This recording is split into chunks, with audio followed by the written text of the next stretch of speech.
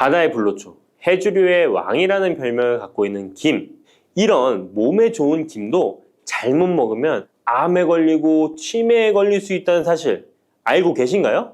아무리 좋은 음식도 제대로 알고 드실 때 건강을 지키는 보약이 될 수 있는 것이죠. 식탁 위에 빼놓을 수 없는 반찬, 김의 효능 5가지. 김을 드실 때 주의해야 될 분들, 그리고 김과 함께 먹으면 보약이 되는 최고의 음식과 김을 굽는 방법, 좋은 김을 고르는 방법까지 김에 대한 모든 것 알려드릴게요. 입맛도 없고 마땅한 반찬도 없을 때 김 하나만 있어도 밥 한 그릇 뚝딱 해치울 수 있지 않나요? 저도 마찬가지지만 저희 아이들도 김 하나만 있어도 반찬 투정 안 합니다. 이렇게 밥 반찬으로도 최고지만 요즘 전 세계에서 우리나라 문화에 열광을 하며 우리나라 음식에도 관심이 많은데요. 최근에는 특히 바로 이 김에 대한 관심도 높아졌습니다. 냉동김밥이 어마어마하게 많이 팔리면서 김에 대한 인기도 높아져 과자처럼 간식으로 김을 많이 먹고 있다고 하네요. 전 세계적으로 선풍적인 인기를 끌고 있는 김의 첫 번째 효능은 바로 뇌를 건강하게 해서 치매를 예방하는 데 좋다는 것입니다. 김에는 뇌신경을 활성화시키는 비타민 B1과 비타민 B2가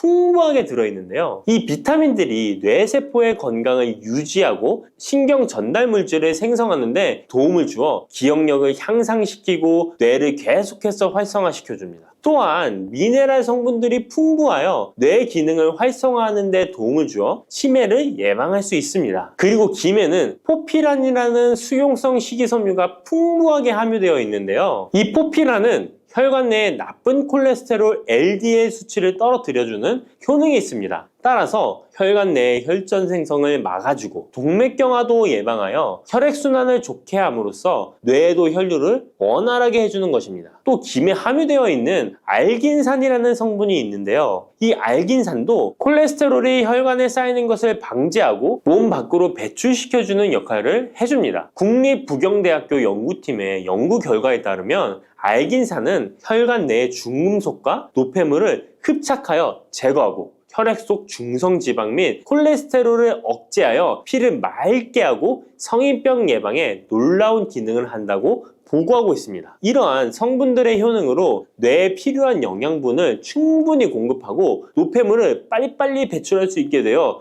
머리도 맑아지고 뇌신경을 튼튼하게 해주는 것이죠. 이러한 김과 계란을 함께 드시면 엄청난 시너지 효과를 누릴 수 있는데요. 계란에는 비타민 B1, 2와 콜린이라는 성분이 풍부한데 이 성분들이 뇌신경을 활성화하는 데 큰 도움을 줄 수 있습니다. 그 이유를 살펴보면 콜린은 뇌의 신경 시스템에서 중요한 역할을 하는 아세틸콜린이라는 물질의 주 성분인데 아세틸콜린은 신경 전달 물질로 뇌세포 사이에서 정보를 전달하는 역할을 해줍니다. 바로 이 콜린이 충분히 공급되어야 기억력, 학습 능력, 그리고 인지 기능을 유지할 수 있습니다. 이뿐만 아니라 김은 계란에 부족한 비타민 C를 보충해주고 계란은 김에 부족한 비타민 D를 보충해줘서 서로가 정말 잘 어울리는 식품이 되는 것입니다. 계란과 김이 만나면 정말 뇌 기능에 필요한 보약이나 다름이 없는 것이죠. 김의 두 번째 효능은 식물성 단백질 공급원의 최고봉이라는 것입니다. 김에 함유된 단백질의 양은 소고기보다도 많은데요. 소고기가 단백질이 풍부하다고 알고 계시잖아요. 소고기 100g당 단백질의 함량은 20g이고요. 김 100g당 단백질의 함량은 30g입니다. 소고기보다 김에 단백질이 많이 들어있다니 놀랍지 않나요? 마른 김 5장에는 계란 1개에 함유된 단백질의 양이 들어있다고 합니다. 그런데 이 단백질에 식물성 단백질과 동물성 단백질이잖아요. 이 둘을 함께 먹을 때 더 흡수가 잘 되어 건강에 좋은데요. 이 김과 계란을 함께 먹을 수 있는 정말 좋은 방법 알려드릴게요. 김 계란말이는 많이들 해 드시잖아요. 반찬으로 만들어 먹기도 편하고 맛도 좋아 많이들 드시는데요. 그것 말고 계란김전을 알려드릴게요. 먼저 김을 먹기 좋은 크기로 잘라주시고요. 한쪽에 놓아줍니다. 적당한 용기에 계란을 깨주시고요. 속은 한 꼬집으로 약간 간을 해줍니다. 다음에 계란을 풀어줍니다. 이제 김을 2장씩 포개어 계란물을 앞뒤로 잘 묻혀준 다음에 기름을 두른 팬에다 부쳐 묻혀주시면 됩니다. 정말 쉽죠? 이렇게 김과 계란을 함께 드시면 맛도 좋고 건강도 챙길 수 있는 밥상위에 보약이 된답니다. 세 번째, 김의 효능은 항산화 작용입니다. 몸 안에 활성산소가 많아지게 되면 활성산소가 세포를 공격하여 노화시킬 뿐 아니라 암세포로 변이시켜 암을 발생시키기도 하는데요. 김에는 이런 활성산소를 제거시켜 줄 수 있는 강력한 항산화 물질인 베타카로틴이 풍부하게 함유되어 있습니다. 대표적인 강력한 항산화 물질인 베타카로틴은 당근에 많이 함유되어 있다고 다들 알고 계시잖아요. 당근보다 김에 베타카로틴이 더 많이 함유되어 있습니다. 당근 100g에는 5.516mg이 함유되어 있고 김 100g에는 무려 22,500mg이나 함유되어 있습니다. 당근보다도 4배 정도 많은 베타카로틴이 함유되어 있는 것이죠. 놀랍죠? 오늘 놀랄 일이 많은 것 같네요. 이 베타카로틴은 우리 몸속에서 비타민 A로 전환이 되는데요. 비타민 A 하면 무엇이 생각나시나요? 네, 생각하고 계신 건 맞습니다. 바로 눈이죠, 눈. 비타민 A는 시력을 보호하고 야맹증을 예방하는 데 도움이 되는 것입니다. 또한 김에 단백질이 많이 함유되어 있다고 했잖아요. 이 단백질이 비타민 A와 만나면 로놉신이라는 성분이 생성되는데요. 이 로놉신이 시력을 보호하고 야맹증을 예방하는 역할을 하는 것입니다.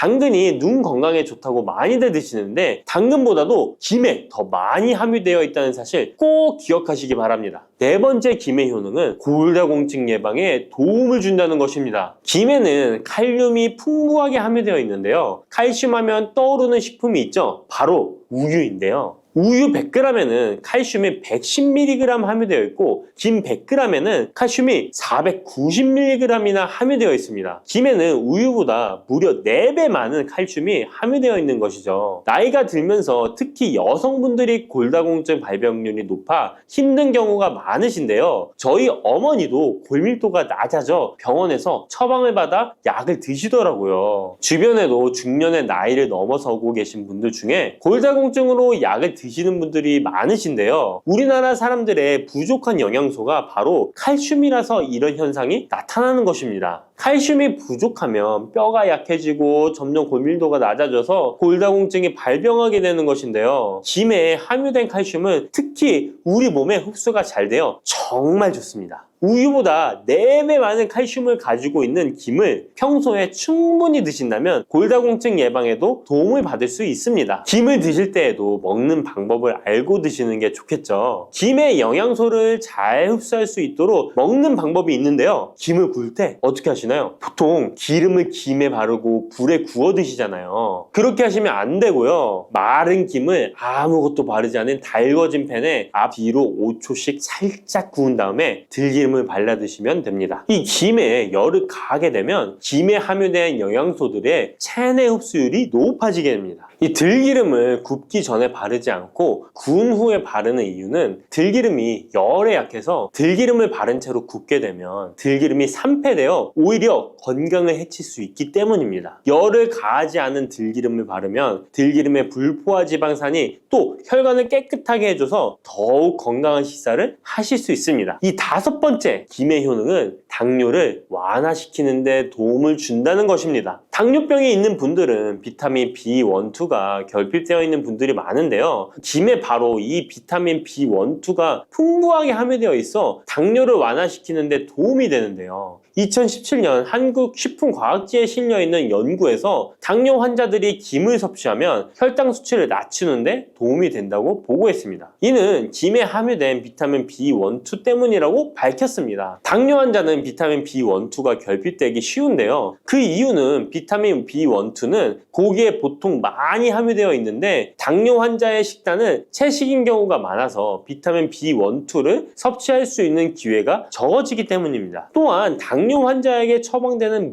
메트포르민 계열의 성분들의 약물이 비타민 B1, 2의 흡수를 방해해 비타민 B1, 2가 결핍될 가능성은 더욱 높아집니다. 당뇨 환자들은 고혈당으로 인해 신경이 많이 손상이 되는데요. 이 때문에 손발끝이 저리거나 통증이 오는 신경합병증이 발생하게 됩니다. 이 증상을 완화시키고 신경이 손상되지 않도록 보호하는 역할을 비타민 B1, 2가 해주는 것입니다. 이런 이유로 당뇨 환자는 비타민 B1, 2의 섭취를 신경 써서 해주는 것이 좋지만 말씀드린 대로 육류 식단은 또 당뇨 환자의 식단에 잘 들어가 있지 않죠. 그래서 비타민 B1, 2가 풍부한 김을 섭취하는 것이 당뇨 환자에게 정말 좋은 대안이 되는 것입니다. 비타민 B1, 2의 하루 권장 섭취량은 2.4mg인데요. 이는 자르지 않은 김 한 장만 섭취해도 충분히 섭취할 수 있는 양입니다. 당뇨가 있는 분들이라면 오늘부터 식사하실 때 김을 꼭 드셔야겠죠? 다만 시중에 판매되는 조미김은 기름에 구워지고 그 기름이 산패될 가능성이 높아 오히려 건강에 해로울 수 있으니까 알려드린 대로 마른 김에 기름을 바르지 않고 달궈진 팬에 살짝 구워 드시기 바랍니다. 그런데 이렇게 평소에 많이 드시고 계신데 잘못 드시면 건강을 해칠 수도 있다는 사실 알고 계신가요? 특별히 갑상선이 약하신 분들은 김을 섭취하는데 주의하셔야겠습니다. 갑상선은 우리 몸에서 가장 중요한 내분기 기관 중 하나인데요. 갑상선은 목 부분 기관지 아래에 위치한 나비 모양의 내분비 기관입니다. 중요한 여러 기능을 하지만 그 중에서도 특별히 대사율을 조절하는 기능을 합니다. 갑상선에 T3, T4 호르몬을 분비하여 우리 몸의 에너지 소비와 체온 조절을 하는데 중요한 역할을 하는 것입니다. 그리고 갑상선 호르몬은 신경 시스템의 정상적인 기능을 유지하는데 꼭 필요한데요. 이 호르몬이 제대로 분비가 되지 않아 수치가 너무 높거나 낮게 되면 우울증, 불안 증세, 기억력 감퇴 등의 문제가 발생할 수도 있습니다. 이 갑상선 호르몬 중에 요오드가 있는데요. 김에 이 요오드가 풍부하게 함유되어 있습니다. 요오드가 부족하면 체중이 늘어나고 탈모가 생길 수 있으며 만성 피로에 힘들어질 수도 있습니다. 세계보건기구에서는 요오드가 부족하면 뇌세포가 손상되고 치매가 발생할 수도 있다고 보고하고 있습니다. 이렇게 중요한 요오드, 김에 풍부하니 먹어야 되는 거 아닌가? 생각하실 수 있잖아요. 맞는 말씀이지만 예외가 있습니다. 갑상선이 약하신 분들은 김 섭취에 주의해야 된다고 했잖아요. 갑상선 저하증이나 항진증이 있는 분들이 김을 많이 드시면 오히려 건강을 해칠 수 있습니다. 건강하신 분들은 김을 많이 드셔도 호르몬 조절이 되어 문제가 없지만 갑상선에 문제가 있어 호르몬 조절이 잘 안 되는 분들은 이 요오드의 수치가 높아지게 되면 체내의 활성산소가 증가하게 되어 염증을 일으키고 갑상선염을 유발하며 심해지면 갑상선 암으로 발전시킬 수도 있습니다. 우리 한국인의 식단에는 이미 요오드의 함량이 높기 때문에 김을 조금만 드셔도 요오드의 수치가 금방 높아질 수 있습니다. 따라서 갑상선에 문제가 있는 분들은 김을 드실 때 주의하셔야 하는 것입니다. 그렇다고 요오드가 풍부한 해조류와 같은 음식을 아예 드시지 말라고 말씀드리는 게 아니라 과량 섭취만 주의하시고 적정량은 드셔도 괜찮습니다. 그렇다면 갑상선에 문제가 있는 분들이 김을 드실 때 해결 방법이 없을까요? 있습니다. 그것은 바로 마늘과 함께 드시는 겁니다. 대표적인 강력한 항암식품이 마늘이잖아요. 마늘에는 셀레늄이라는 성분이 풍부합니다. 이 셀레늄은 다량의 요오드로 인해 발생되는 활성산소로부터 갑상선을 보호하는 역할을 하게 되는 것입니다. 그래서 건강기능식품 기능성 원료로서 유해산소로부터 세포를 보호하는 작용을 한다는 효능을 가지고 있다고 우리나라 식약처에서도 인정을 해주고 있죠. 그리고 갑상선 호르몬의 생성을 도와 갑상선에 문제가 있는 분들이 드시면 호르몬 문제를 해결하는데 도움이 되는 것입니다. 또한 김에 함유된 알긴산이라는 성분이 콜레스테롤이 혈관에 쌓이는 것을 방지하고 몸 밖으로 배출시켜주는 역할을 한다고 알려드렸는데 바로 이 마늘과 함께 드시면 이 효능이 배가 돼서 혈관에 혈전이 생기는 것을 막아주어 혈관 건강에 최고의 보약이 되는 것입니다. 이렇게 좋은 김 아무거나 드시지 마시고요. 좋은 김 고르는 방법도 알려드릴게요. 좋은 김은 검붉은색을 띠며 살짝 반짝이는 윤기가 있고 냄새 없이 담백한 맛이 나는 것입니다. 그리고 구웠을 때 녹색빛이 선명하게 나타나며 물에 불렸을 때는 잘 녹고 김을 담궜던 물이 맑을수록 좋은 김이라고 할 수 있습니다. 이 김은 저희 하단 링크에 있으니까 링크 한번 보시고 김을 사시기 바랍니다. 뿌리, 줄기, 이파리까지 버릴 것 없는 대파는 정말 다양한 조리법도 있는데요. 피를 맑게 하고 내장 지방을 없애주며 장 건강에도 좋은 풍부한 영양소들도 함유되어 있어 반드시 먹어야 하는 채소 중 하나입니다. 이런 대파도 함께 먹으면 보약이 되는 음식이 있고 또 독이 될 수 있는 음식도 있습니다. 그리고 먹는 방법에 따라 효능도 다르다고 하니 다양한 방법으로 드시는 것을 추천해 드리고요. 그럼 지금부터 대파의 효능과 함께 먹으면 보약이 되는 음식 3가지와 독이 되는 음식 2가지까지 알려드리겠습니다. 그리고 대파의 특급 레시피 4가지와 대파 보관법까지 대파의 모든 것 알려드릴게요. 우리나라에서는 통일신라 때부터 재배를 했다고 알려져 있습니다. 그만큼 오랫동안 재배하고 식탁에 올라온 채소인데요. 대파 특유의 향이 다른 식재료의 잡냄새를 제거하는데 탁월한 효과가 있어서 생선이나 고기류의 냄새를 제거하는 향신료로도 많이 사용되고 있죠. 뿐만 아니라 물에 넣고 끓이게 되면 감칠맛이 좋아져서 다양한 육수와 채소를 만드는 데에도 빠지지 않고 들어가는 재료이기도 합니다. 이런 대파의 첫 번째 효능이 바로 내장 지방을 싹 빼준다는 것입니다. 대파에는 특유의 향과 알싸한 매운맛을 나게 하는 성분이 있는데요. 이 성분이 바로 황화알릴이라는 성분입니다. 이 황화알릴은 대파에 열을 가해 굽게 되면 프로필메르캅탄이라는 성분과 아조엔이라는 성분으로 변하게 되는데요. 대파를 구울 때 매운맛을 내는 성분은 휘발이 되어 없어지고 단맛이 나는 성분이 생성되는데 그 성분이 바로 프로밀메르캅탄입니다. 이 프로밀메르캅탄의 단맛 강도가 설탕 단맛의 강도보다 무려 50배나 강해서 대파의 단맛이 좋아지는 건데요. 정말 놀랍지 않나요? 근데 단맛 하면 당뇨가 있는 분들은 혈당이 많이 오를까봐 걱정되시잖아요. 이 성분은 설탕과는 달리 혈당을 오르게 하지 않아서 당뇨가 있는 분들도 전혀 부담 없이 드실 수 있는 단맛입니다. 또 열을 가하면 아조엔이라는 성분이 만들어진다고 했잖아요.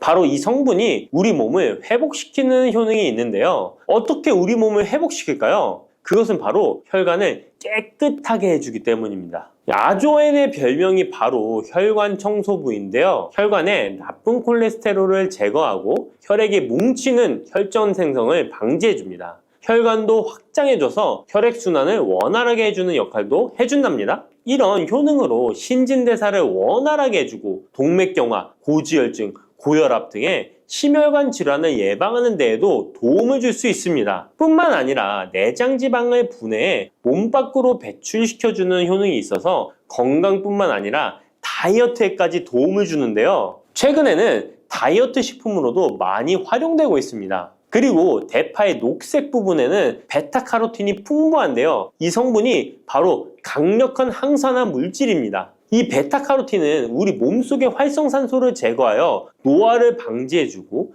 피부의 탄력을 유지하여 주름을 예방하는 효과도 탁월하여 피부 미용에도 좋은 영양소입니다. 그리고 면역세포의 기능을 강화해주어 감기나 독감 등의 질병을 예방하고 알레르기 반응을 억제해주는 효과도 있습니다. 또한 베타카로틴은 눈의 피로도 해소해주는데요. 시력을 보호하고 야맹증과 안구건조증을 예방하는 데에도 도움을 줄 수 있습니다. 대파의 베타카로틴은 구울 때 2.5배나 증가한다고 하는데요. 이런 대파의 효능을 극대화해 먹을 수 있는 방법이 있습니다. 대파의 특급 레시피 소개해드리겠습니다. 우선 대파를 깨끗하게 씻어주시고요. 5cm 정도로 잘라주십니다. 대파를 반으로 갈라주셔도 되고 그냥 사용하셔도 됩니다. 기름을 두르지 않은 팬에다가 대파를 올려서 구워주시는데 앞뒤로 골고루 약간 탄 것 같이 잘 구워줍니다. 이제 장을 만들어 줄 건데요. 물을 2컵 넣어주시고요. 간장을 반 컵 넣어줍니다. 그리고 고춧가루와 참기름을 1스푼씩 넣어줍니다. 이렇게 넣고 한번 끓여주시고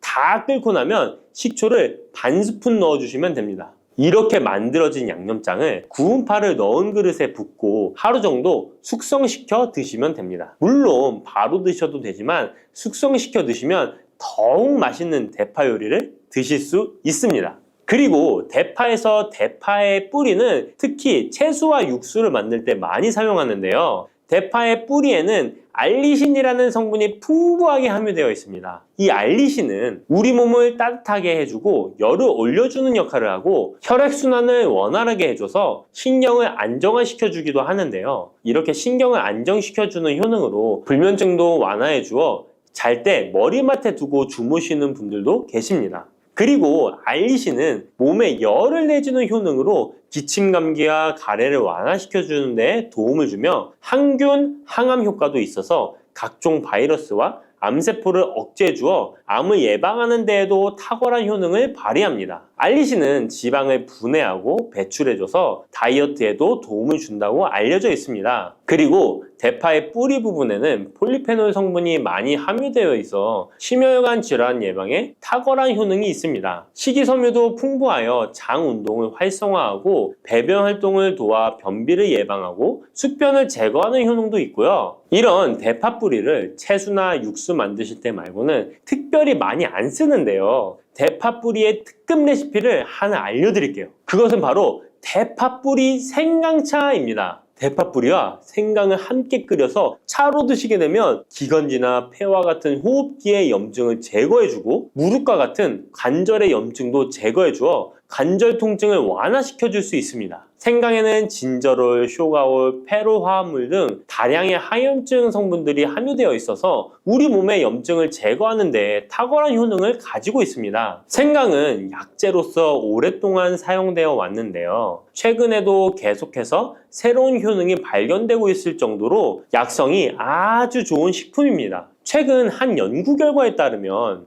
생강에는 소염 진통제로 많이 사용되는 이부프로펜과 비슷한 항염증 효과가 있고 류마티스 관절염을 완화시키는 데에도 효과가 있는 것으로 밝혀졌습니다. 그럼 지금부터 대파 뿌리 생강차 만드는 방법을 알려드리겠습니다. 먼저 생강을 물에 넣고 끓여주시고요. 처음에는 강불로 해주시고 끓기 시작하면 중불로 줄여서 20분 정도 더 끓여줍니다. 그 후에 대파 뿌리도 넣고 3분 정도 더 끓여주시면 됩니다. 이렇게 끓인 물에서 생강과 대파 뿌리는 건져주시고 따뜻할 때 드시거나 냉장고에 넣고 시원하게 드셔도 됩니다. 이렇게 대파 뿌리와 생강을 함께 끓여 차로 드시면 효과를 극대화할 수 있는데요. 다만 평소에 소화가 잘 안 되시고 위가 약하신 분들은 이렇게 끓인 대파뿌리 생강차에 물을 섞어서 연하게 드시는 것을 추천해 드립니다. 이렇게 해서 하루에 한 번, 두 번 꾸준히 드신다면 감기 걱정도 없고 염증을 완화시켜 관절염으로 인한 통증도 줄일 수가 있을 거예요. 그리고 대파와 함께 드시면 보약이 되는 식품에는 무도 있습니다. 무를 말려서 무말랭이로 드시면 무의 좋은 성분들을 농축하여 드실 수 있다고 하는데요. 간단하게 다시 한번 알려드리자면 무를 드시면 기침과 가래를 멈추게 해주는 효능이 있고 소화를 잘 되게 해주며 혈관을 깨끗하게 해줘서 심혈관 질환에도 도움을 줄 수 있습니다. 또한 칼슘의 함량이 높아서 골다공증을 예방하고 뼈를 튼튼하게 만들어주죠. 그리고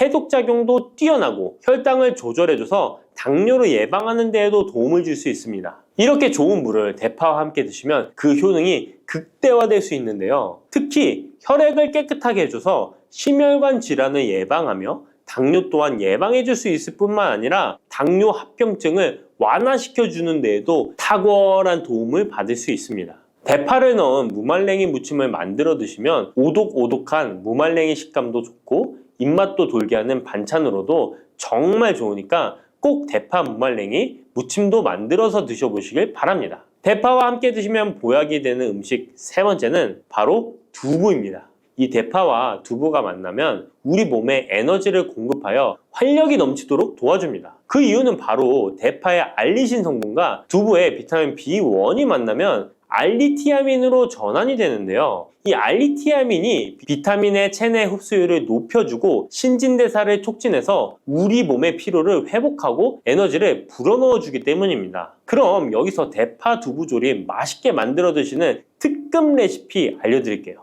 먼저 잘 씻은 대파를 어슷썰기로 썰어주시고요. 두부는 정사각형으로 깍둑 썰기를 해줍니다. 먼저 두부를 기름을 두른 팬에 구워주시고요. 노릇노릇해지면 썰어놓은 대파를 넣어줍니다. 간장을 2스푼 넣어주시고요. 고소한 참깨도 뿌려서 잘 익혀주시면 대파 두부조림 완성입니다. 정말 맛있겠죠? 이렇게 만든 대파 두부 조림을 드시고 활력 넘치는 하루를 보내실 수 있을 거예요. 대파와 함께 드시면 보약이 되는 음식 네 번째 알려드릴게요. 그것은 바로 대파 팽이버섯 부침입니다. 이 팽이버섯은 버섯 중에서도 버섯 키토산의 성분이 가장 많이 함유되어 있을 뿐만 아니라 식이섬유가 정말 풍부하게 함유되어 있는데요. 버섯 키토산은 혈액 속의 지방을 분해하고 콜레스테롤을 제거해 고혈압, 동맥경화, 심장병 같은 심혈관 질환을 예방할 뿐만 아니라 체내의 지방을 흡착하여 배출시켜 주어 내장 지방을 줄여주는 데에도 탁월한 효능이 있습니다. 또한 체내의 중금속의 배출을 돕고 간 건강을 돕는 효능도 있다고 알려져 있고요. 그리고 풍부한 식이섬유가 배변 활동을 도와서 숙변을 제거하는 데에도 큰 도움을 줍니다. 하지만 이 팽이버섯의 세포벽은 단단하기 때문에 그냥 드시게 되면 좋은 성분을 흡수하기가 힘든데요. 열을 가하게 되면 세포벽이 깨지면서 영양 성분의 흡수율을 높일 수 있습니다. 이런 팽이버섯과 대파를 함께 드시게 되면 내장 지방을 제거하고 혈관을 깨끗하게 하는데 탁월한 음식이 되는데요. 먼저 팽이버섯의 밑둥은 잘라버리시고요. 팽이버섯을 적당한 크기로 잘 썰어줍니다. 그리고 흐르는 물에 잘 씻어줍니다. 그리고 대파는 어슷썰기로 잘게 썰어주시고요. 적당한 용기에 계란을 풀어주세요. 팽이버섯과 대파를 넣어서 잘 섞어주고 소금 한 꼬집을 넣어 간을 해줍니다. 이제 잘 달궈진 팬에 기름을 두르고 부쳐주시면 됩니다. 정말 쉽죠? 그런데 이렇게 좋은 대파도 함께 드시면 안 되는 음식이 있습니다. 대파와 함께 드시면 안 되는 음식 첫 번째는 바로 꿀입니다. 대파와 꿀은 두 가지 다 몸에 열을 올려주는 효능이 있습니다. 한의학에서는 대파와 꿀을 함께 먹으면 위장에 탈이 나고 더부룩한 현상이 나타날 수 있다고 하는데요. 대파와 꿀을 함께 먹으면 위에서 소화액 분비를 억제하여 소화불량을 유발할 수 있기 때문인데요. 또한 꿀은 알레르기 반응을 일으킬 수 있는데 대파와 함께 먹으면 알레르기 반응이 더 악화될 수 있다는 것을 알아두시면 좋고요. 꼭 기억하셔서 대파와 꿀은 함께 드시지 않기를 추천합니다. 또 대파와 함께 드시면 안 되는 음식은 미역입니다. 미역과 대파 둘 다 알긴산이라는 성분이 있는데 이 알긴산은 미끌거리는 식감이 있습니다. 함께 드시게 되면 식감이 안 좋은 이유도 있지만 식감보다도 더 중요한 이유가 있습니다. 왜냐하면 파에는 인과 유황 성분이 있기 때문인데요. 미역과 파를 함께 드시게 되면 파의 인과 유황 성분이 미역에 함유된 칼슘의 흡수를 방해하게 됩니다. 미역에는 칼슘 함량이 높아서 골다공증 예방에 좋은 효능이 있는데 이 효과를 떨어뜨리게 되는 것이고요. 미역국을 끓일 때 대파로 채수를 내어 시원한 미역국을 끓여 드시는 분들이 계신데 절대 미역국을 끓일 때 대파는 사용하지 않으셔야 합니다. 자, 다음으로는 대파 보관하는 법을 알려드릴게요. 대파를 한 단 사면 양이 많아 한 번에 드시지 못하는 경우가 많은데요. 대파를 보관하실 때는 씻지 않고 흙이 묻은 채 보관하는 것이 좋지만 사용하기 불편하기 때문에 씻어서 보관하는 방법 알려드릴게요. 우선 잘 씻은 대파를 줄기와 잎부분으로 나눠 잘라주시고요. 물기를 제거하고 키친타올을 넣은 지퍼백에 줄기와 잎부분을 나눠 담아 냉장고에 보관해 주시면 됩니다. 이렇게 하시면 2주에서 3주 정도는 보관 가능하시고요. 더 장기간 보관하시려면 냉동을 하시면 되는데 냉동 보관하시려면 대파를 사용하기 원하는 크기대로 잘라서 지퍼백에 넣어 냉동하시면 됩니다. 이렇게 하시면 냉동된 대파를 꺼내서 요리하실 때 바로 사용하실 수 있을 겁니다. 부추와 이것을 함께 드시면 죽어가던 혈관이 살아나고 치매가 예방됩니다. 부추에는 항산화 성분과 각종 비타민, 칼슘, 칼륨 등의 미네랄 성분이 풍부하여 간 해독에 좋고 콜레스테롤을 낮추며 당뇨 예방과 조절에 도움이 되고 심혈관 질환을 예방하는 데에도 탁월한 효능이 있습니다. 부추가 건강에 도움이 된다는 사실은 많은 분들이 알고 계시지만 부추의 효능에 대해 자세히 알고 계신가요? 부추의 효능, 함께 먹으면 보약이 되는 음식과 부추를 드실 때 주의할 점, 그리고 부추의 특별한 조리법까지 모두 알려드릴게요. 같이 먹으면 좋은 음식 첫 번째는 두부입니다. 두부는 기본적으로 단백질이 풍부하며 리놀렌산, 레시틴, 피토스테롤 등의 성분이 풍부해서 몸 안에 콜레스테롤 수치를 낮춰주고 혈액순환을 원활하게 하여 동맥경화, 심근경색, 뇌출혈 등의 심혈관 질환을 예방할 수 있습니다. 그리고 두부는 체력과 근력을 유지하는 데 큰 도움을 주는데요. 바로 두부의 풍부한 단백질 때문이죠. 근육은 매일 일정량이 새로운 근육으로 대체되기 때문에 매일 단백질을 공급해줘야 하는데요. 우리 몸에 단백질을 공급해주기 위해 정말 유용한 음식이 두부인 것이죠. 또한 두부에는 콜린이 풍부한데, 콜린은 알츠하이머성 치매를 예방하는데 탁월한 효능을 발휘합니다. 그리고 두부는 건강하게 장수하는 데 도움이 되는데요. 많은 과학자들의 연구 결과 건강하게 장수한 사람들의 특징이 식물성 단백질을 꾸준히 섭취했다는 사실을 발견했고, 동물성 단백질을 식물성 단백질로 바꿔 섭취했을 때 사망의 위험성이 낮아진다는 연구 결과도 있습니다. 이런 두부와 부추가 만나게 되면 심혈관 질환을 예방하는데 시너지 효과가 나오게 됩니다. 부추의 풍부한 황화아릴 성분이 혈관 내의 노폐물을 제거해주고 나쁜 콜레스테롤도 녹여주는 효과가 있는데요. 그렇게 되면 혈액은 깨끗해지고 혈액순환이 원활하게 되어 심혈관 질환을 예방할 수 있습니다.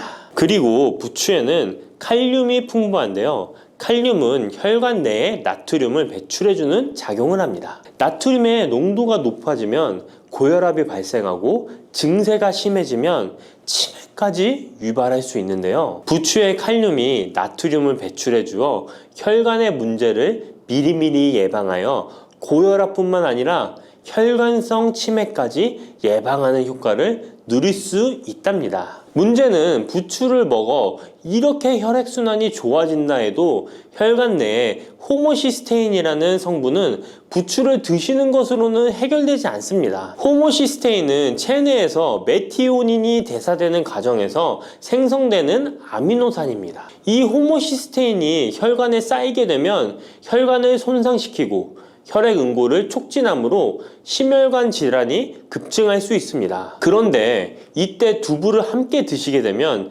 혈관 내 호모시스테인을 제거하는데 놀라운 효과를 볼 수 있는데요. 바로 두부의 풍부한 엽산이 호모시스테인을 몸 밖으로 배출해 주는데 탁월하기 때문이죠. 이 엽산이 호모시스테인을 다시 메티오닌으로 전환시켜 독성을 완화시킬 수 있습니다. 앞에 말씀드렸다시피 두부에 단백질이 풍부하다는 사실은 알고 계실 거예요. 그런데 단백질의 양이 고기보다 훨씬 많다는 사실은 모르셨죠? 나이가 들수록 고기가 소화가 잘 안 되어 잘 안 드시게 되는 분들이 많이 있습니다. 그리고 우리나라 성인들의 단백질 섭취량이 많이 부족하다는 통계 자료도 있습니다. 두부를 드시게 되면 부족한 단백질을 충분히 보충해 주어 근육을 튼튼하게 하는 데 도움이 되고, 이는 관절염과 통증을 예방하는 데에도 도움이 되는 것이죠. 그리고 두부에는 이소플라본이란 성분이 많이 들어있는데요. 이소플라본은 칼슘의 흡수를 도와주고 뼈에서 칼슘이 빠져나가는 증상까지 막아주는 효능이 있습니다. 이런 효능으로 노년기 골다공증을 예방하는 데 큰 역할을 해줄 수 있죠. 다만 이런 두부는 찬 성질을 가지고 있어 몸이 찬 분들이 드시면 소화가 잘 안 될 수 있는데요. 부추와 함께 드시면 이런 문제를 해결할 수 있습니다. 부추는 따뜻한 성질을 가지고 있기 때문에 두부의 찬 성질을 중화시켜 줄 수 있습니다. 그럼 두부와 부추를 함께 드시는 방법 알려드릴게요. 먼저 두부를 면포에 담아 물기를 빼주며 으깨주세요. 으깬 두부와 잘게 썬 부추에 계란을 넣어 반죽을 해줍니다. 그리고 달궈진 팬에 기름을 넣어 주시는데요. 이때 기름은 오메가3가 풍부한 올리브유나 들기름을 사용해 주세요. 반죽을 넣고 잘 부쳐주면 두부 부추전이 완성됩니다. 두 번째, 부추와 함께 먹으면 보약이 되는 음식은 사과입니다. 부추를 사과와 함께 드시게 되면 사과의 풍부한 항산화 물질들이 혈관을 보호하고 유기산이 우리 몸의 신진대사를 촉진해 주어 몸속에 생성되는 발암 물질들을 몸 밖으로 빠르게 배출시켜 줍니다. 부추의 효능 중 가장 중요한 것 중에 하나가 바로 이 항암 효과인데요. 부추에 있는 다양한 영양 성분과 식이섬유, 항산화 물질들 덕분이죠. 부추에는 비타민 A, 비타민 C와 같은 항산화 물질이 풍부합니다. 이 항산화 물질은 세포를 손상시키고 염증을 유발하며 노화를 촉진하는 활성산소를 제거하는 역할을 해주고 암세포의 활성을 억제하는 효능이 있습니다. 특히 비타민 A는 면역체계를 강화시켜주어 우리 몸이 암세포와 싸워 이길 수 있는 힘을 높여주는 역할을 해준답니다. 세포를 손상시키는 주범에는 프리라디칼이란 물질이 있는데요. 프리라디칼의 체내 농도가 높아지면 암세포의 발생이 급격하게 올라가게 됩니다. 이런 나쁜 물질을 부추의 비타민 C와 비타민 E가 제거해 주어 암을 예방하는 효과가 있다는 것이죠. 그리고 부추와 사과에는 수용성 식이섬유가 많이 들어있는데요. 이 식이섬유는 소화 기능을 건강하게 유지할 뿐만 아니라 특히 대장암 같은 소화계통의 암을 예방하는 데 큰 도움을 줍니다. 그리고 식이섬유가 풍부한 부추와 사과는 혈당 관리에 도움을 주어 당뇨를 예방하고 개선하는 데 큰 역할을 하는데요. 식이섬유는 혈관 내에 콜레스테롤을 배출하는 데 도움을 주고 당 성분이 장에서 천천히 흡수되도록 해주어 혈당이 급격히 오르는 것을 방지해 줍니다. 이렇게 되면 췌장에서 인슐린이 분비되는데 충분한 시간을 벌어주어 췌장이 혹사되는 것도 예방해 주는 것이죠. 그럼 부추와 사과는 어떻게 드시면 좋을까요? 먼저 각종 채소로 샐러드를 만들어 드실 때 부추와 사과를 채를 썰어 함께 드셔도 정말 맛있게 드실 수 있습니다. 그리고 부추와 사과를 함께 갈아서 주스로 만들어 드셔도 좋은데요. 만드는 방법도 아주 간단합니다. 먼저 잘 씻은 부추를 적당한 크기로 잘라주시고 사과도 가운데 씨를 빼고 적당하게 잘라줍니다. 믹서기에 넣고 물 1컵, 올리브 오일을 1스푼 넣어줍니다. 올리브 오일을 넣으면 부추의 영양 성분 흡수율을 몇 배나 올려줄 수 있습니다. 이렇게 넣고 갈아주기만 하면 부추 사과 주스 완성입니다. 세 번째, 부추와 함께 먹으면 보약이 되는 음식은 돼지고기입니다. 부추의 강력한 생명력은 지친 간을 되살리는데도 그 효능이 뛰어나 간에 쌓인 독소를 제거하는데도 효과적인데요. 부추에 함유된 베타카로틴과 클로로필 같은 간세포를 보호하고 간의 재생을 촉진해주는 역할을 해줍니다. 그리고 부추에 함유된 사포닌 성분은 지방간을 예방하고 간의 부담을 덜어주는데 많은 도움을 줄 수 있습니다. 또한 황화알릴이라는 성분이 풍부한데 이 성분은 간의 면역력을 강화해주고 간의 여러 질환을 예방해주는 효능이 있습니다. 여러분 혹시 글루타치온이라는 영양제 들어보셨나요? 부추에는 체내에서 이 글루타치온을 합성할 때 필요한 황화합물이 풍부하여 간의 해독작용을 높여줄 수 있습니다. 이때 돼지고기를 부추와 함께 드시면 우리 몸에 보약이 되는데요. 부추의 알리신 성분이 돼지고기의 비타민 B1의 흡수율을 높여줍니다. 또한 부추의 따뜻한 성질이 돼지고기의 찬 성질을 보완해 주어 소화가 잘 되도록 도와주고 위장 건강에 도움을 줄 수 있습니다. 그리고 영양학적으로도 서로 보완이 되어 균형 잡힌 식사가 될 뿐만 아니라 혈액순환 개선, 면역력 강화, 피로 해소, 에너지 증진, 항암 효과 등을 더 효과적으로 얻을 수 있습니다. 그렇다면 부추와 돼지고기는 어떻게 드시면 될까요? 돼지고기 수육을 부추와 함께 쌈을 싸서 드셔도 좋지만 반찬으로 만들어 먹을 수 있는 방법을 제가 알려드릴게요. 바로 돼지고기 부추볶음인데요. 먼저 부추를 적당한 크기로 잘라 준비해 주시고 돼지고기는 길쭉하고 얇게 썰어줍니다. 잘 달궈진 팬에 올리브유를 둘러주시고 부추와 돼지고기를 한 번에 넣고 볶아줍니다. 이때 대파와 다진 마늘을 넣어주시고 간장으로 간을 해주시면 됩니다. 다 볶아진 후에 들기름을 살짝 곁들여 주시면 고소함이 폭발할 뿐만 아니라 영양도 만점인 보약 반찬이 완성됩니다. 참고로 돼지고기 대신 오리고기를 사용해도 훌륭한 요리가 된답니다. 네 번째, 부추와 함께 먹으면 보약이 되는 음식은 브로콜리입니다.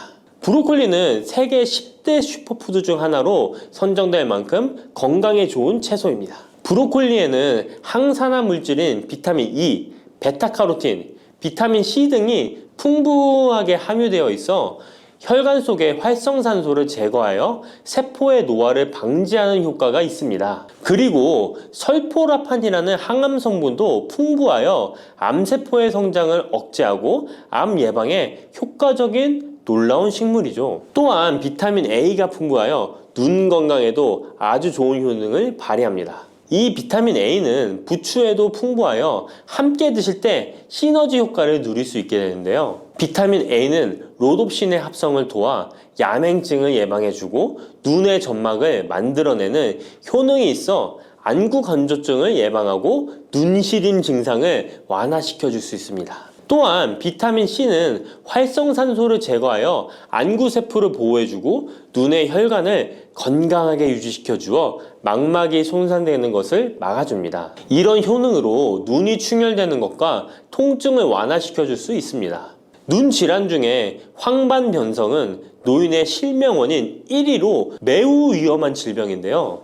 부추와 브로콜리에 풍부하게 들어있는 비타민 E가 예방해줄 수 있습니다. 황반변성은 안구의 급격한 노화로 인해 발생하는데 비타민 E가 노화를 막아주는 효능이 있어 황반변성을 예방하는 데 도움을 줍니다. 이 비타민 E는 비타민 C, 비타민 A와 함께 먹을 때 우리 몸에서 흡수율이 올라가는데요. 그렇기 때문에 부추와 브로콜리를 함께 먹으면 눈을 건강하게 하는데 높은 시너지 효과를 가질 수 있습니다. 그렇다면 부추와 브로콜리는 어떻게 드실 수 있을까요? 지금 바로 함께 먹는 특급 조리 방법을 알려드릴게요. 잘 씻은 부추를 적당 크기로 잘라 준비하고 브로콜리는 송이를 나누어 끓는 물에 부추와 함께 살짝 데쳐줍니다. 데친 부추와 브로콜리는 찬물에 헹군 후에 물기를 제거합니다. 간장, 식초, 설탕, 다진 마늘, 참기름을 섞어 양념장을 만들어 부추와 브로콜리를 골고루 묻혀줍니다. 마지막으로 통깨를 뿌려주면 맛있는 부추 브로콜리 무침이 완성됩니다. 이렇게 몸에 좋은 부추도 주의해야 할 사항이 있습니다. 돼지고기와 함께 먹을 때는 좋지만 소고기와는 함께 먹지 않는 것이 좋습니다. 소고기는 부추와 비슷하게 따뜻한 성질을 가지고 있습니다. 부추와 함께 드시게 되면 뜨거운 성질이 강화되어 위와 장 등의 소화기관에 강한 자극을 주게 되어 소화불량을 일으키고 복통이나 설사를 유발할 수 있습니다. 너무 많이 드시게 되면 그 열로 인해 두통과 불면증까지 오는 경우도 있습니다. 그리고 신장 기능이 약하신 분들도 부추를 드실 때 주의하시는 게 좋은데요. 그 이유는 부추의 풍부한 칼륨 때문입니다. 칼륨이 몸속에 나트륨을 배출해주는 효능이 있지만 신장이 약하신 분들이 부추를 과하게 드시게 되면 많은 양의 칼륨이 몸에 들어오게 되고 약한 신장이 칼륨을 몸 밖으로 잘 배출해주지 못하게 됩니다. 그렇게 되면 고칼륨 혈증이 나타나 근육이 약화될 수 있고 심장 박동이 불규칙해질 수 있으며 심하면 호흡곤란을 초래하기도 합니다. 따라서 신장 질환이 있으신 분들은 몸 상태를 보면서 소량씩 드시는 게 좋겠습니다. 침침한 눈이 밝아지고 뱃살이 쏙 빠지려면 단호박을 이렇게 드셔야 합니다. 호박이 넝쿨채에 굴러 떨어졌다라는 표현 아시나요? 큰 힘을 들이지 않으면서 우연히 좋은 일이 생기거나 큰 성과를 거둘 때 이런 속담 쓰이죠? 옛부터 단호박은 그 자체로 맛있고 영양가가 풍부한 식품으로 많은 사랑을 받아온 채소인데요. 맛있는 단호박이 우리 건강에 다양한 효능을 제공하는 사실 알고 있나요? 그리고 단호박에 관한 건강한 삶을 사는데 도움이 되는 정보들 같이 알아보실게요. 단호박은 맛도 좋고 건강에 많은 효능을 가지고 있는 정말 훌륭한 식품인데요. 이런 단호박의 놀라운 효능들 5가지 바로 알려드릴게요. 단호박의 첫 번째 효능은 바로 심혈관 건강 개선입니다. 단호박에는 불포화 지방산과 식이섬유가 풍부하게 들어있는데 이런 성분들이 혈중 콜레스테롤 수치를 조절하고 혈액순환을 원활하게 도와줍니다. 또한 이 불포화 지방산은 체내에 축적된 나쁜 콜레스테롤을 감소시키고 혈관벽을 건강하게 유지하는 데에도 효과가 있습니다. 또한 단호박에 포함된 칼륨은 혈압 조절에도 효과적인데요. 칼륨은 나트륨의 작용을 중화시켜 혈압 상승을 방지하는 데 도움을 주게 되는데 그래서 칼륨이 풍부한 단호박은 고혈압 예방과 관리에 유익한 식품인 것이죠. 평소에 심혈관 질환이 걱정되거나 고혈압을 관리하고자 하는 분들에게 단호박은 매우 좋은 식품인데요. 단호박을 자주 섭취하면 혈액순환이 개선되고 혈압이 안정되므로 심장질환 예방에 매우 효과적이기 때문에 심혈관 건강을 지키는데 큰 도움이 됩니다. 심혈관 건강, 이제부터는 단호박으로 예방해보세요. 단호박의 두 번째 효능은 다이어트에 효과가 좋다는 것입니다. 단호박은 저칼로리 식품으로 다이어트를 할 때 섭취하면 매우 좋은 음식인 거 아시나요? 단호박의 열량은 100g에는 약 40에서 50kcal 정도밖에 안 되는데요. 보통 다이어트 하실 때 고구마 많이들 드시죠? 고구마의 열량은 100g당 약 85에서 110kcal인데요. 단호박의 칼로리는 고구마의 반도 안 되는 것이죠. 그래서 단호박은 다이어트 할 때 칼로리 걱정 없이 먹을 수 있습니다. 거기다 단호박은 식이섬유도 풍부해서 포만감을 오래 유지시켜줍니다. 이런 특징 덕분에 간식 대신 단호박을 드시면 과식을 방지할 수 있고 체중 조절에 효과적입니다. 또한 단호박의 식이섬유는 소화가 잘 되지 않아서 장에 천천히 흡수되기 때문에 혈당 조절에도 유익한데요. 급격한 혈당 상승을 막아주어 다이어트 중에도 혈당이 급격히 떨어지지 않게 도와주죠. 또한 다이어트 중에 발생할 수 있는 변비를 예방할 수 있기 때문에 체중 감량을 도울 뿐만 아니라 장 건강도 함께 챙길 수 있습니다. 다이어트 중이라면 단호박을 간식이나 식사 대용으로 활용해 보세요. 맛도 좋고 영양도 풍부한 최고의 다이어트 식품입니다. 단호박의 세 번째 효능은 바로 눈 건강에 도움이 된다는 점입니다. 단호박에는 당근과 마찬가지로 비타민 A와 베타카로틴이 풍부하게 들어있는데요. 이 두 성분은 우리 눈의 건강을 지키는데 아주 중요한 역할을 합니다. 비타민 A는 눈의 망막을 건강하게 유지하는 데 도움을 주고 시력 저하를 예방하는 데 효과적이에요. 특히 야맹증 예방에도 도움을 줄 수가 있죠. 그리고 베타카로틴은 강력한 항산화 작용을 해주기 때문에 눈의 피로를 덜어주고 눈의 노화를 늦추는 데도 도움을 줍니다. 혹시 하루 종일 스마트폰이나 모니터를 자주 보고 있지는 않으신가요? 화면을 계속 들여다보는 현대인들에게는 이 단호박에 들어있는 비타민 A는 특히 중요한 영양소라고 할 수 있죠. 눈이 피로하거나 건조감을 느끼신 분들에게 단호박은 자연적인 해결책이 될 수 있습니다. 단호박을 섭취하면 눈 건강을 지키고 나이가 들면서 생길 수 있는 시력 저하나 노화 방지에도 도움을 줄 수 있습니다. 단호박은 정말 건강에 많은 이점이 있는 식품이죠. 단호박의 놀라운 효능 네 번째는 면역력 강화입니다. 단호박에는 비타민 C와 아연이 풍부하게 들어있죠.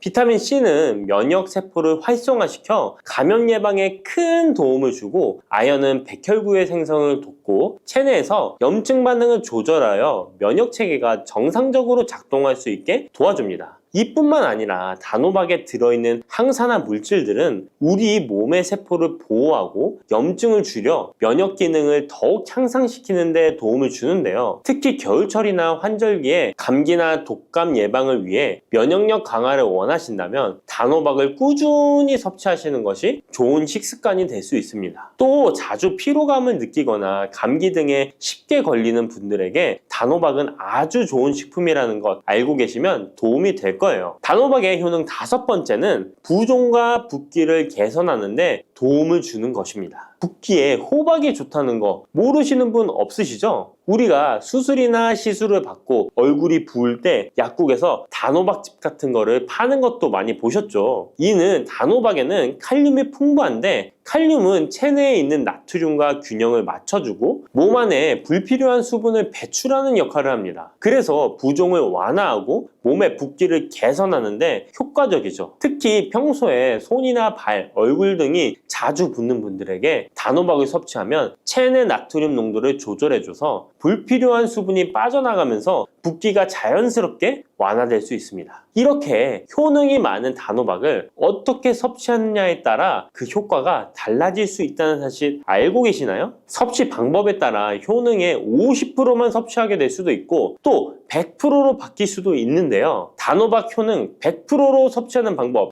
바로 소개해 드릴게요. 이 단호박 건강을 위해 섭취하는 방법 첫 번째는 껍질까지 섭취하는 것입니다. 단호박의 껍질은 과육과 견주어 봐도 손색 없을 정도의 많은 영양소를 포함하고 있는데요. 단호박의 껍질에는 대부분의 폴리페놀이 함유되어 있어 드실 때는 꼭 껍질까지 함께 드셔야 합니다. 단호박 껍질에는 단호박 속 알맹이에 없는 페놀산이 들어있는데요. 이 페놀산은 노화를 방지하며 혈액순환을 도와 심혈관 질환 예방에도 효과적입니다. 또한 껍질에는 비타민 A와 비타민 C, 항산화 물질들이 포함되어 있어 피부 건강과 면역력 강화에도 효과적입니다. 그래서 단호박을 섭취할 때는 꼭 껍질까지 함께 먹는 것이 좋은데요. 물론 껍질을 먹을 때는 꼭 깨끗하게 세척을 하고 농약이나 불순물이 묻어있지 않은지 잘 세척하고 확인하는 것이 매우 중요합니다. 그리고 껍질이 두껍고 질기게 느껴진다면 부드럽게 찌거나 껍질째 구워서 섭취하면 훨씬 더 편하게 먹을 수 있습니다. 단호박은 버릴 게 하나 없는 채소인데요. 호박잎도 몸에 매우 유익하다는 거 알고 계셨나요? 호박잎은 비타민 A, C, 칼슘, 철분이 풍부해서 뼈 건강에도 도움이 되고 또한 항산화 성분이 많아 체내 염증을 줄이고 소화 기능을 돕는 데에도 효과적인데요. 특히 피로 회복에 좋고 체내 독소를 배출하는 데 도움을 줍니다. 호박잎은 찜이나 볶음 등으로 다양하게 요리하여 섭취할 수 있습니다. 호박잎을 섭취하는 것도 단호박을 더 효과적으로 활용하는 좋은 방법이니 버리지 말고 꼭 같이 드셔보세요. 단호박을 먹을 때 호박씨를 빼놓을 수 없죠. 호박씨가 수면에 도움을 준다는 것 들어보셨나요? 호박씨에는 트립토판이라는 성분이 들어있어서 이 성분은 수면 개선에 큰 도움이 됩니다. 트립토판은 세로토닌과 멜라토닌으로 변환되는데 이 두 물질은 우리의 수면 리듬을 조절하는데 중요한 역할을 하죠. 그래서 불면증이나 수면의 질이 낮은 분들에게 호박씨는 정말 유용한 식품입니다. 또한 단백질과 건강한 지방이 풍부하여 혈당 조절에도 도움을 줄 수 있는데요. 혈당이 급격히 오르거나 내리는 것을 막아주고 당뇨병 예방에 효과적입니다. 그래서 호박씨는 다이어트에 매우 좋고 식사 후 간식으로 섭취하면 포만감을 오래 유지시킬 수 있습니다. 여담으로 우리 다른 사람의 단점을 뒤에서 이야기하는 것을 보고 뒷담화한다고 하고 호박씨 깐다고도 하잖아요. 과연 어떤 것 때문에 이런 이야기가 나왔을까요? 저도 궁금합니다. 아시는 분은 알려주세요. 이렇게 단호박은 아주 건강에 좋은 식품이지만 섭취 시 주의할 점이 있는데요. 건강을 지키기 위한 몇 가지 단호박 섭취 유의사항을 알아볼게요. 첫 번째는 껍질 섭취 시 소화 문제입니다. 단호박의 껍질은 건강에 많은 효능이 있지만 소화가 어려운 경우도 있을 수 있는데요. 특히 소화 기능이 약한 분들이나 위장에 민감한 분들은 껍질이 소화되지 않거나 불편함을 느낄 수 있습니다. 이런 분들은 단호박 껍질을 제거하고 속만 섭취하는 것이 좋습니다. 아니면 껍질을 먹을 때는 반드시 부드럽게 조리하여 섭취해서 소화 불량이나 복부 팽만감을 최대한 피하게 해야 합니다. 두 번째 유의사항은 알레르기 반응입니다.